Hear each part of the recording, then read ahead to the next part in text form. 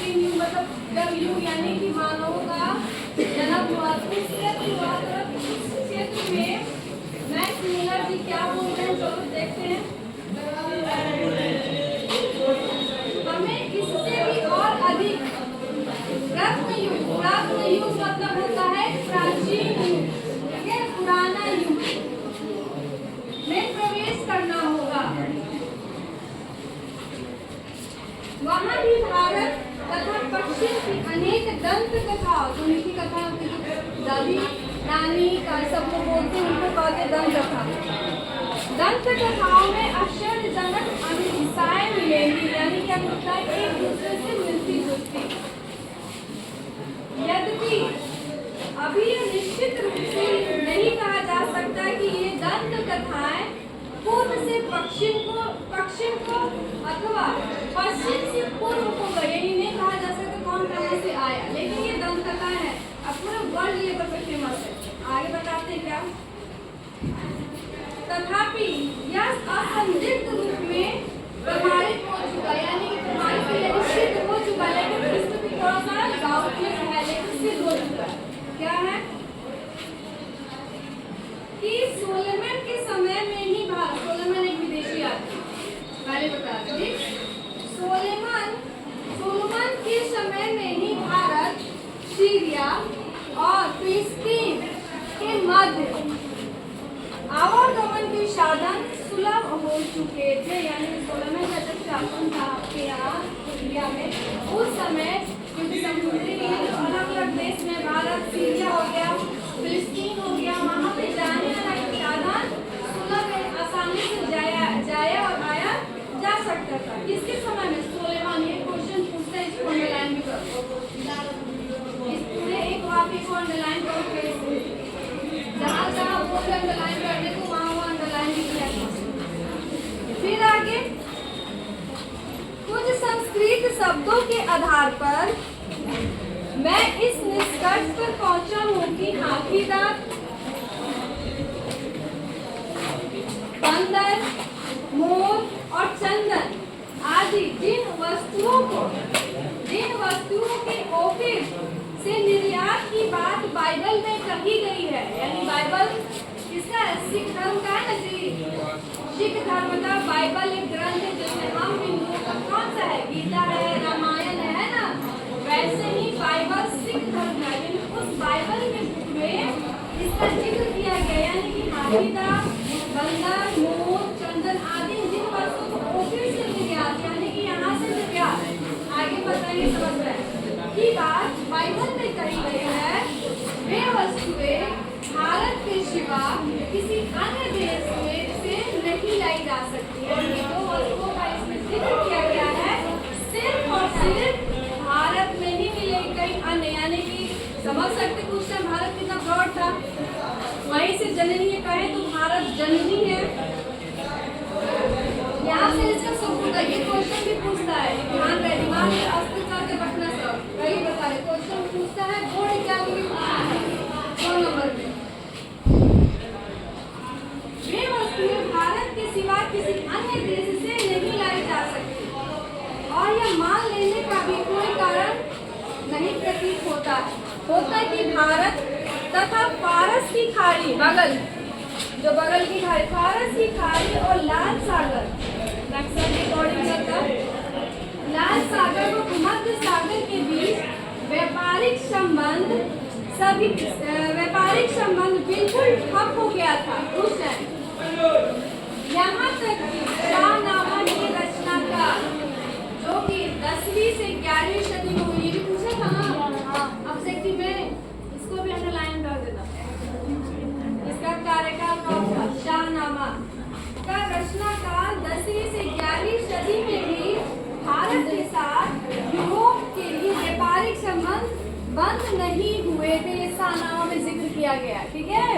यानी कि उस टाइम अन्य देशों से आयात निर्यात, यहाँ की वस्तु वहाँ की वस्तुएं यहाँ होती थी, इसका जिक्र इसमें बताया गया है। क्लियर? आगे और बढ़े, चलो आगे बढ़ते हैं।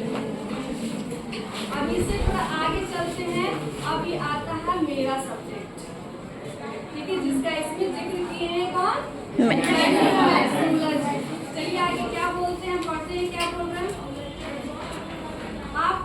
कईयों ने भाषाओं का ही नहीं, भाषा विज्ञान का भी अध्ययन किया होगा, जो कि सब्जेक्ट आ गया। ठीक, तो आपको क्या भारत से बढ़कर दूसरा कोई देश दिखाई देता है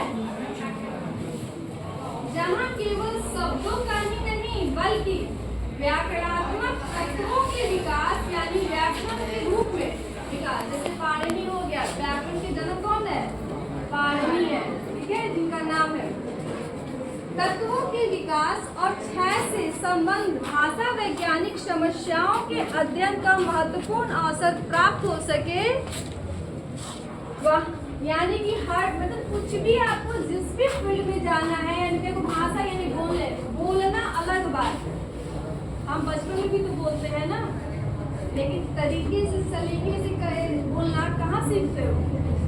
स्कूल में। तो सब बचपन में सब बोलते हैं, माँ पापा दादा दादी सब बोलता है, कुछ कुछ बोलता है, लेकिन सलीके से कहाँ कैसे बोलना है, कहाँ पे किसी जेंट्स को बोलना है तो कैसे बोलना, लेडीज को बोलना है तो कैसे, बच्चों को कैसे बोलना, ये कहाँ आपको सिखाया जाता है? स्कूल में। आप उस सिखाने से अक्षर ज्ञान होना चाहिए ना, कि कैसे हम लिखते हैं, कैसे बोलेंगे, इसका ज्ञान कहाँ देता है? स्कूल में। और वो किसके तहत सिखाया जाता है? भाषा विज्ञान के तहत। आगे बढ़ते हैं, वहाँ आपको आर्य, द्रविड़ और मुंडा जैसी अनेक भारतवासी जातियों की बोलचाल की भाषाओं का ही नहीं अपितु उनके साथ यूनानी, कूची, कुर्द, अरब, ईरानी और मुगल आक्रमणकारियों व विजेताओं की भाषाओं के सम्मिश्रण की अत्यंत रोचक भाषा वैज्ञानिक समस्याओं के अध्ययन का भी प्रयोग प्राप्त हो सकता है। कहाँ? सिर्फ भारत है, क्योंकि जो आक्रमणकारी आए थे इंडिया में राज करने के लिए, जाहिर सी बात अपने साथ अपनी सभ्यता, संस्कृति, रहन सहन, बोलचाल सब लेके आएंगे। जब लेकिन अपना भी कुछ लाएंगे, कुछ यहाँ का, दोनों मिश्रण होना। जैसे कि मेरी ड्यूटी इसको पहले 2 साल पहले मैं जहाँ थी, मैं बिहार में थी, लेकिन लैंग्वेज वहाँ अलग था।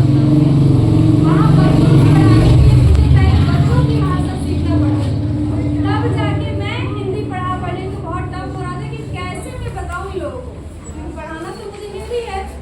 तो फिर मैंने सोचा कि अच्छा ठीक है, इस तरह से क्यों नहीं ये मेरी भाषा समझ पा रहा है और मैं इनकी भाषा क्यों नहीं समझ पा रही हूँ। तो सबसे पहले मैं ध्यान देना, बताया किसी को नहीं। हम बोलते हैं ना, हर इंसान हर किसी से सीख सकता है। जो मैं परफेक्ट नहीं हूँ, नभी बोल रही हूँ, I am not perfect, but हर इंसान सीखने की जिज्ञासा रखता है, जिससे छोटे बच्चे से भी सीख सकता है। मैं भी सीखती हूँ, वहाँ बच्चों से मैथिली भाषा सीखती हूँ। अगर मैं नहीं सीखती तो बच्चे मैं पढ़ा नहीं पाती, और इसी का नतीजा है कि मैं यहाँ आ गई, लेकिन बच्चे अभी भी आ गए, अभी भी जुड़े हुए, क्लास का वेट करते हैं, क्लास किस लिए जा रही। अब नेक्स्ट पैरा में है विधि शास्त्र, यानी कानून से संबंधित जानकारी। ठीक है, कानून के क्षेत्र में कोई अपनी लाइफ को बनाना चाहता है तो फिर बोलते हैं आइए आपका भारत की धरती स्वागत करते हैं। आइए, सच है ये भारत की धरती। आपको जिस भी फील्ड में जाने के बाद एकदम बोल के बोलते हैं कि भारत से बड़ा और कुछ है ही नहीं पूरे वर्ल्ड में।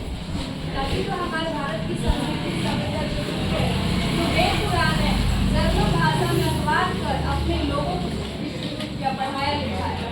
तो आगे क्या बोलते हैं आपके पैट्रिक मैक्सवेल को हम चलिए बताते हैं।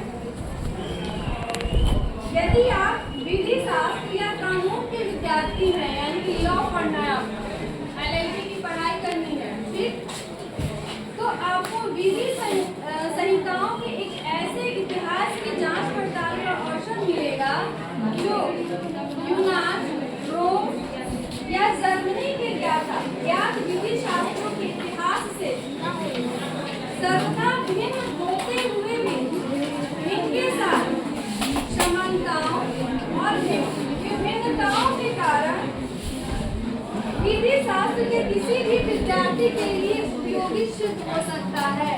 यानी फिर ये बोल रहा है क्योंकि भारत ही ऐसा देश है, बहुत सारे राजाओं ने, विदेशी यात्रियों ने इस पर आक्रमण किया, रहा कुछ सालों तक, जो जहाँ रहेगा वहाँ पे अपनी हर चीज लेके आएगा अपने आकर घर का। तुम लोग चाहोगी मान लो, खासकर लड़कियों को बोलेंगे अभी अपने माता पिता के घर हाँ, उसके बाद ससुराल चले जाओ। जाओगी नहीं, ये जिम्मेदार